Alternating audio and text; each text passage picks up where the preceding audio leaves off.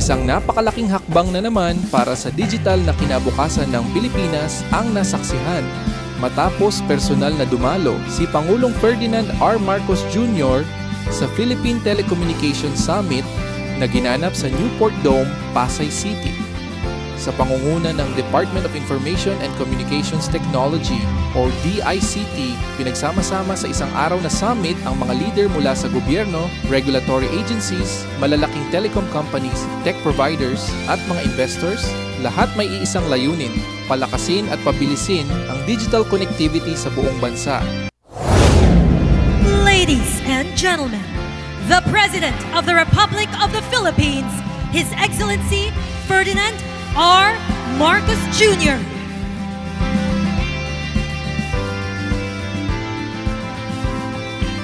Panahon na ng pagbabago, dahil sa ito ay kinakailangan. Tayo na magtulong-tulong na maunlarin ang mahal nating bayan.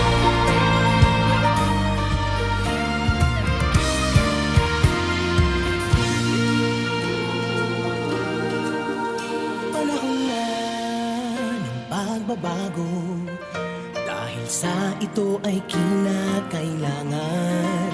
Tayo na magtulong-tulong na paunlarin ang mahal nating bayan.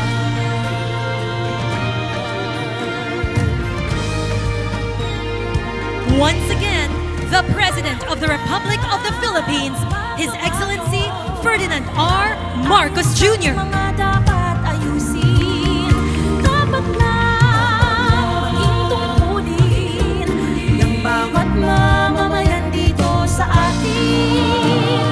Gawin ng pagbabago patungo sa pag-asenso, magsikap ng mabuti at ng kuminhawa tayo. Bagong malaki natin sa mundo at ipamalas ang bagong Pilipino at bagong Pilipinas. Panahon na ng pagbabago, tangkilikin natin ang sariling atin at nawala na unahin. Dahil sasabay ka sa atin ang unahin. Panahon na ng pagbabago.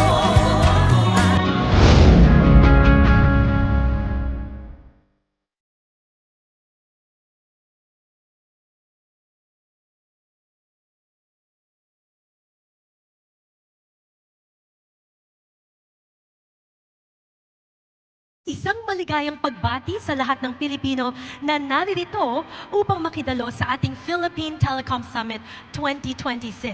This year's theme, One Platform, One Agenda, could not be more timely or resonant.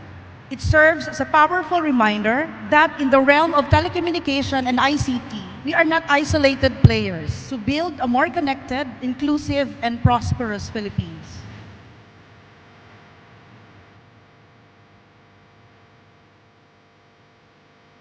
Connectivity is no longer just a tech issue. It is an economic issue. Kung gusto nating umangat ang Pilipinas, kailangan munang umangat ang ating koneksyon. Today, I am proud to say that these ideas are no longer just a part of our rhetoric. They are now firmly embedded in our national priorities.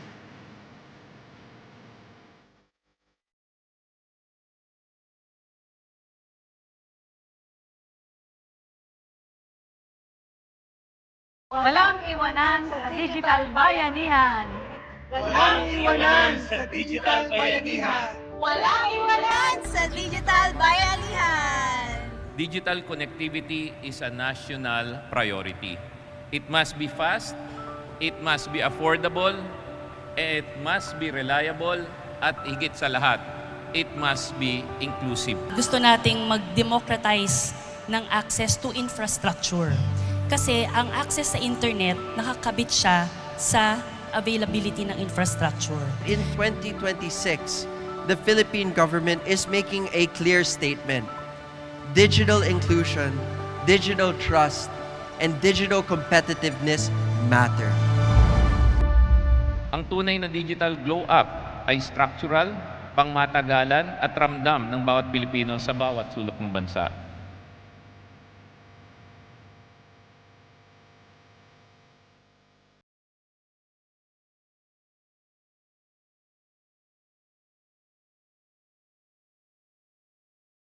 Let us use these billions of pesos not just to build infrastructure, but to unlock opportunity.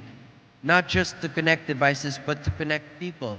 Not just to digitalize systems, but to empower Filipinos. A true konektadong Pinoy is achieved not by policy alone, but through sustained cooperation and collective responsibility. Kailangan natin ng sama-samang pagkilos, gobyerno, telcos, investors, innovators, at local communities.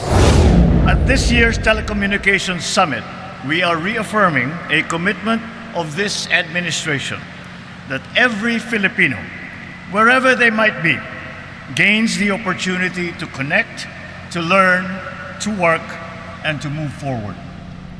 Last year, the Philippine telecommunications sector was valued at more than $6 billion. More importantly than that figure is what it represents: years of investment, progressive reform, and a clear belief that digital access can uplift lives. We have seen this progress take shape: the rollout of 5G networks, the deployment of fiber optic cables, the growth of mobile broadband, and the rise of digital services have transformed how Filipinos communicate, how they study, do business, and engage with government. By the third quarter of 2025, telecommunications providers will have deployed over 1.8 million cable kilometers across the whole country, connecting tens of millions of homes. These are pathways to classrooms, to markets, to opportunities that were once out of reach. Broadband and mobile internet speeds have improved in recent years. These gains mean faster access to education, to health services, government programs, and to livelihoods. Ngunit, hindi lamang ang bilis ng internet connectivity nasusukat ang kaunlaran. Nasusukat ito sa bawat Pilipinong nagkaroon ng pagkakataong guminhawa, umasenso at umangat ang kanilang buhay. Nakikita rin ito sa mga estudyante nakatira sa mga liblib na lugar, ngunit kaya lang pumasok at mag-aral sa online class. Sa ating mga kababayan na nakapag-register ng online upang makakuha ng mga serbisyong pangkalusugan o pinansyal, at sa mga pamilyang mas napapalapit sa mga impormasyon at oportunidad. After all, in today's age, connectivity is a right, a necessity, and a lifeline. Still, challenges continue to remain. While our cities enjoy high-speed and reliable service, many rural and remote areas, coastal communities, mountainous regions, and smaller islands continue to face unstable signals and limited broadband access.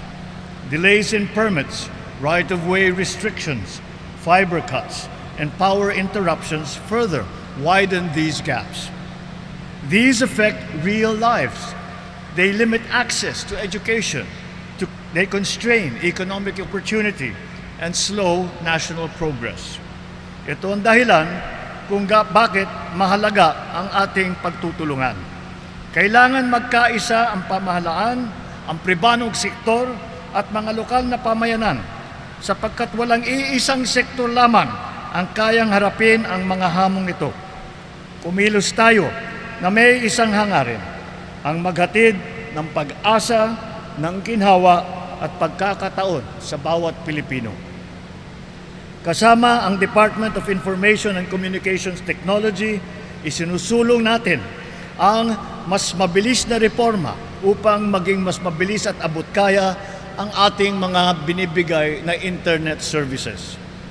Kasabay nito, patuloy natin pinapalawak ang saklaw na konektibidad sa buong bansa. Through the enactment of the Konektadong Pinoy Act, we removed long-standing barriers that slowed progress and that limited competition. By dispensing with the requirement for a congressional franchise to construct, install, or operate data transmission networks, we open the field to wider participation. The law mandates infrastructure sharing and co-location amongst providers, ending wasteful duplication, lowering deployment costs, and ensuring that every single peso that is spent delivers real value to our public. Along these reforms, we built the backbone of a truly connected government. We completed already phases 1, 2, and 3 of the National Broadband Fiber Backbone Project. Phase 1 alone provided internet connectivity to 360 government agencies, benefiting over 10 million transacting members of the public. Phases 2 and 3 expanded this reach even further, delivering internet access to around 690 government agencies and benefiting nearly 17 million transacting public. We also complemented this with direct access for our people. Under the Free Public Internet Access Program, we now maintain over 9,500 active free Wi-Fi access points in 5,057 public places, bringing opportunity closer to where Filipinos live and learn. And because connectivity must promote inclusion, we launched the Bayanihan SIM Card Project. Through this initiative, we distributed over 89,400 subsidized SIM cards, each with monthly data allocations to public school students, to teachers, and to indigent communities. We certainly thank our partners in the private sector for their continuing commitment to invest more in our country's telecommunications sector. We look forward to greater connectivity and coverage so that faster and more reliable communications and will reach more lives and more will be touched by this technology. Umaasa rin akong makikiisa sa ating mga lokal na pamahalaan upang matiyak na ang bawat Pilipino ay nakikinabang sa lahat ng ating ginagawang mga hakbang. Together, let us continue building a bagong Pilipinas where fast, reliable, and inclusive connectivity serve as a firm foundation for growth, for opportunity, and most importantly, for national unity. Maraming salamat po sa inyong lahat. Mabuhay ang bagong Pilipinas.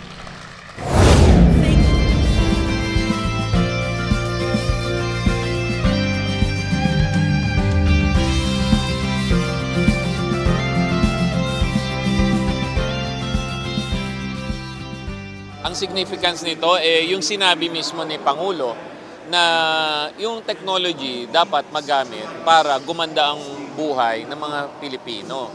Ang isa pa sa na-recognize ng Presidente, yung public-private partnership. In fact, nagpasalamat si Presidente doon sa mga partner natin ng mga telco. Kasi nag-i-invest sila at nagpapatuloy sila mag-invest sa Pilipinas. Para maging tangible po yung outcome nito, dapat gumanda at bumilis ang internet nyo. Pangalawa, dapat mas abot kaya na yan. Sabi nga kanina nung isang CEO, di ba? Invest sila ng invest, pero ang pag-isip nila, yung pag-invest nila ng pera, dapat bumababa rin yung presyo. Aling sunod po dun sa mandato ni Presidente na lahat ng Pilipino, kahit na probinsya, kahit na sa anong isla o anumang bundok, magkaroon ng affordable and fast internet, si Presidente po ang nagtutulak niyan. Maraming salamat po sa Presidente at maraming salamat po sa inyong lahat doon sa mga tumatangkilik po ng social media channel ng DICT. Nagbibigay po sa amin ng information at nagbibigay po sa amin ng mga comments. Yan po ay lahat ginagamit namin para makatulong at mapaganda ang aming serbisyo sa inyo.